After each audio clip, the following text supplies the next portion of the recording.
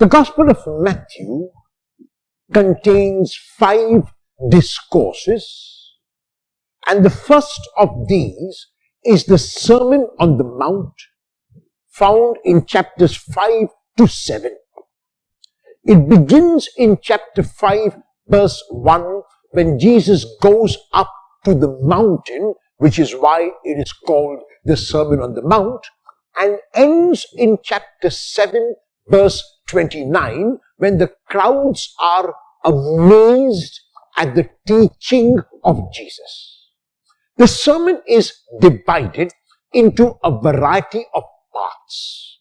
Our gospel text of today is from Matthew chapter 5, verses 21 to 37, which speaks about the theme of the sermon and gives an explanation about that theme through 4 examples.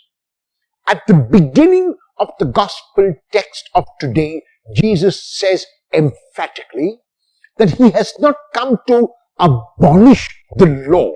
He has not come to do away with the law. He has come to reinterpret the law.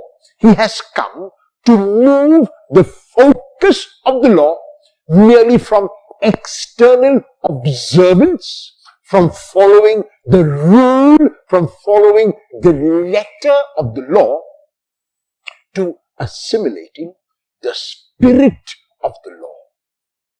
Sometimes the letter of the law might be too regimental, might be too rigid, and it needs to be reinterpreted. It needs to be internalized, which is what Jesus is advocating in the gospel text of today. And in each of these 4 antitheses, Jesus speaks about what was said in the Old Testament and what he wants that people and his disciples do today. The first of these is about killing. Killing was prohibited, Jesus says, of old. No one has the right to take the life of another. And so Jesus begins the first of the 4 antitheses by speaking about how it was said in the Old Testament that you must not kill. And anyone who kills has to answer for it. Jesus, however, focuses not so much on the extreme of killing, but also of anger within one's heart against another.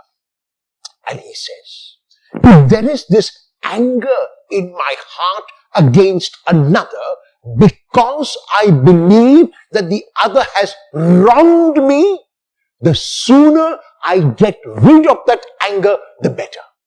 Because the anger which is in my heart will prevent me from seeing myself as I am, from seeing others as they are, and from seeing God as God is. Modern doctors today are all saying to us that these negative emotions like anger and revenge and hate eat at our insides and cause the external ailments that we suffer from. So anger is responsible for high blood pressure. Anger is responsible for hypertension.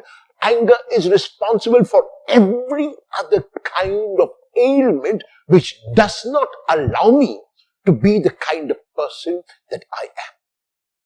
Also, if I am angry with another, it does not allow me to see the person as he or she is. It is true that sometimes people betray us. It is true that sometimes people let us down. It is true that sometimes people do not come up to our expectations. When that happens, then we are careful the next time that we are not led astray by the same person.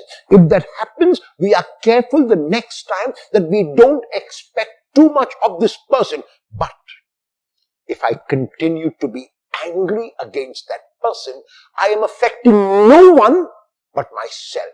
Surely we must take action against the betrayal. Surely we must take action against being let down. Surely we must try to rectify the betrayal or the mistake which the other has made. But we can do that. We can take all the action we need. We can take effective action and efficacious action, an action that is relevant but without being angry.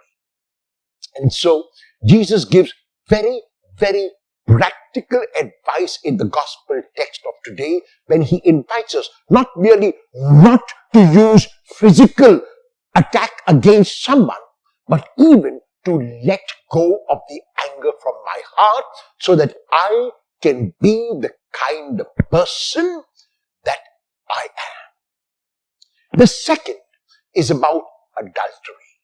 And Jesus speaks about a relationship between a man and a woman. Jesus speaks about a relationship between a couple. And Jesus says fidelity is something that is required. The couple needs to trust each other.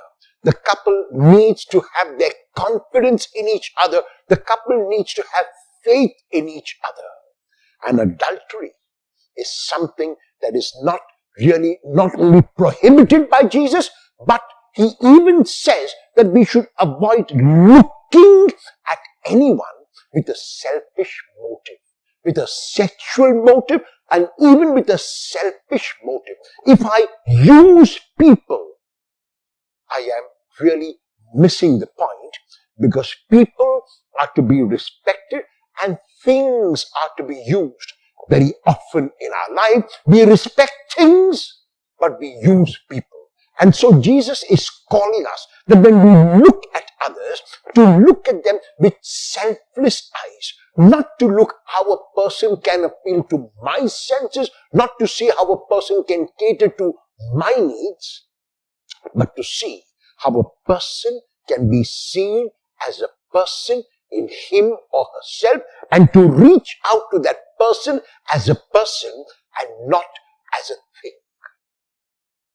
In the third antithesis, Jesus speaks about divorce and how in the Old Testament it was allowed. Divorce follows after the question on adultery, because often divorce is gone into because one partner has been unfaithful to another. There are a variety of other reasons for divorce, but this is one of the main causes: infidelity or adultery. And that's why Jesus continues his discourse when he speaks about a person who is never allowed to divorce. And the reason why Jesus prohibits divorce is because from the beginning, God created that people should be together, that a man and woman should come to be together. And that is why, beginning from the book of Genesis and repeated by Jesus in the scriptures, we are told a person leaves their family and clings to the partner that they have accepted. So the two become one, and they are no longer two, but one. If they are one, they cannot be separated. If they are one, they cannot be divorced. So Jesus is calling once again through this antithesis for fidelity to whatever commitment I make. Jesus is not merely talking about married couples. He's not talking merely about married people and about divorce in marriage. He's talking about anyone who makes a commitment to a state of life. So I can interpret what Jesus is saying to my life as a priest. I have to be faithful to my vows. I have to be faithful to my commitment to the Lord. Since I have chosen this way of life, I have to see it through. Are there challenges in my life? Surely there are. Are there beautiful moments in my life? There are more beautiful moments than challenges. Yes, there are. But because there are challenges, I don't give up this way of life, because there are challenges in a relationship, because there are challenges in marriage, because there are challenges as a bachelor or as a spinster or as a priest or as a religious, I don't give up my way of life. I face those challenges squarely with confidence that the Lord is behind me, the Lord walks by my side, and the Lord accompanies me. So I don't divorce from my way of life. I am faithful to the commitment I have made, and I will persevere in this commitment to the end. And the fourth antithesis is about oaths. There is no need to invoke the name of God when there is no need. And there is almost no need to invoke the name of God to prove my truth. And Jesus says, very simply, if you mean yes, say yes. If you mean no, say no. Why do you want God to call upon as a witness? Why do you want God to testify to what you are saying? If you are true to yourself, and if you know that you are true to yourself, then you will simply say yes or no. So the prohibition of oaths, because God is God and we must let God be God, we must remember that we are humans and we have to behave like humans. In the second reading of today, Paul tells his disciples how this mystery, which was hidden from the world from the beginning of creation, is now revealed. And the mystery that is revealed is the Lord himself. And the reason why this mystery is revealed is to show us the way. Jesus speaks of himself as the way which leads to the truth, which leads to life.